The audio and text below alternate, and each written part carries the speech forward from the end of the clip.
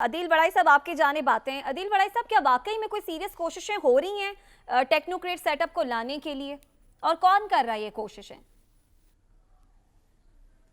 अच्छा, बड़ी दिलचस्प सूरत हाल है।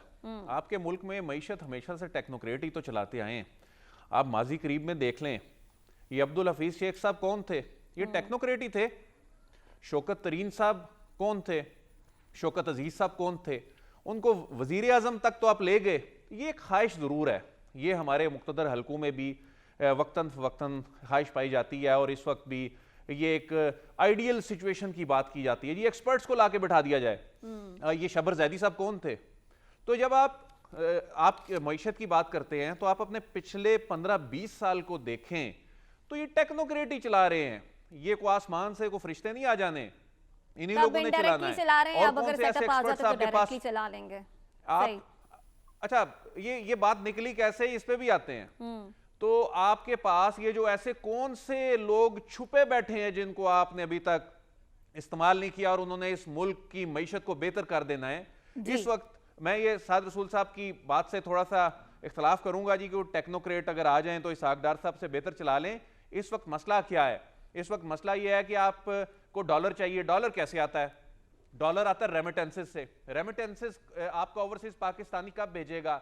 जब वो यहाँ के हालात से मुतमईन होगा, यहाँ वो जब प्रॉपर्टी खरीदने के लिए पैसा बेचता है जिसमें अब कमी आ चुकी है, वो बहुत से अक्सरियत उनकी जो है वो नाला है।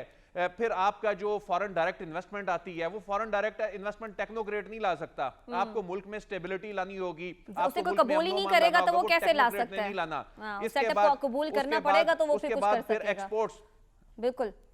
हाँ, उसके बाद फिर आपकी एक्सपोर्ट्स हैं। टेक्नोक्रेट ने आके यहाँ पर आपकी एक्सपोर्ट्स नहीं बढ़ानी, उसके लिए आपको एनवायरनमेंट पैदा करना पड़ेगा, उसके लिए आपको जो सस्ती बिजली देनी पड़ेगी, आपकी इंडस्ट्री चलेगी, उसके बाद आपकी एक्सपोर्ट्स बढ़ेंगी तो डॉलर आएगा। टेक्नोक्रेट ने ना पहले कुछ किया है ना अब कुछ करना है, उसके लिए आपके सियासतदानों तब वो आते थे किसी सियासी जमात की छतर छाया में। अदील वड़ाई साहब, अगर उन्हें अब आके डायरेक्टली मौका मिलता है तो मेरा नहीं ख्याल कि कोई भी आके जो है ना वो ऐसा कोई काम करेगा। सभी ईमानदारी से और अच्छे फैसले करने की कोशिश करेंगे अपना नाम बनाने के लिए। नहीं, बिल्कुल ऐसा नहीं है। वो ब्रीफ केस पकड़ के आते हैं और उसी तरह चले जाते हैं। बाहर की नेशनैलिटी होती है, उनको वजीर आजम तक तो आपने बना दिया, शौकत अजीज साहब को आपने वजीर आजम तक तो बना दिया। ऐसा नहीं है बिल्कुल कि वो किसी सियासी जमात की छतरी तले आते हैं। अल्टीमेटली आपके सियासतदानों ने चलाना है। अब ये दिलचस्प बात है, ये बात निकली कैसे? ये बात बता दीजिए फिर हसन रजा साहब की। देखें,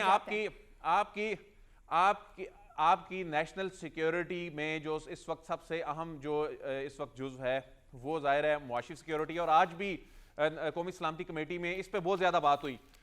इसमें वक्तन फवक्तन मुख्तदर हलकों की जो ये इन्हीं टेक्नोक्रेट्स या जो मुल्क के बड़े वो लोग जो बिजनेस को समझते हैं, इकोनॉमी को समझते हैं, मईशत के हवाले से जो कंसर्न होते हैं, उनकी मेल मुलाकातें होती रहती हैं, उनसे तजावीज ली जाती हैं। ये मेल मुलाकातें इमरान खान साहब के दौर में भी होती थी, ये मेल मुलाकातें अब भी होती हैं, ये मेल मुलाकातें उससे पिछली गवर्नमेंट में भी होती थी।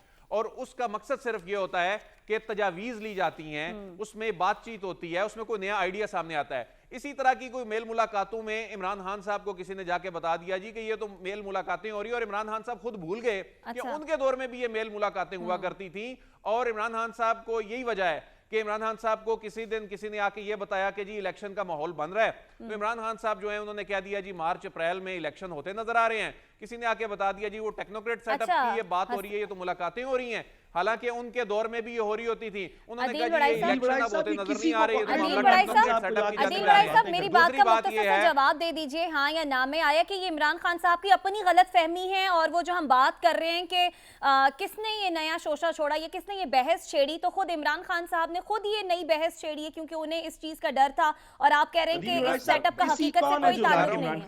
अर्ज तो कर रहा हूं कि इमरान खान साहब को किसी ने जाकर कह दिया जी कि ये मेल मुलाकात नहीं, वो उनके दौर में भी हुआ करती थी। ठीक है। और ये भी मैं आपको वाजे कर दूं, ये जिस तरह लॉ मिनिस्टर साहब ने कहा है, वाकई में ना तो हुकूमत में ऐसी कोई सोच पाई जाती है, ना ही कहीं मुख्तदर हलकों में ऐसा कोई इसको कोई अमली जामा पहनाने के हवाले से कुछ सोचा जा रहा है, ना तो इरादा रखती है, ना तो ऐसी ख्वाहिश है, लेकिन इमरान खान साहब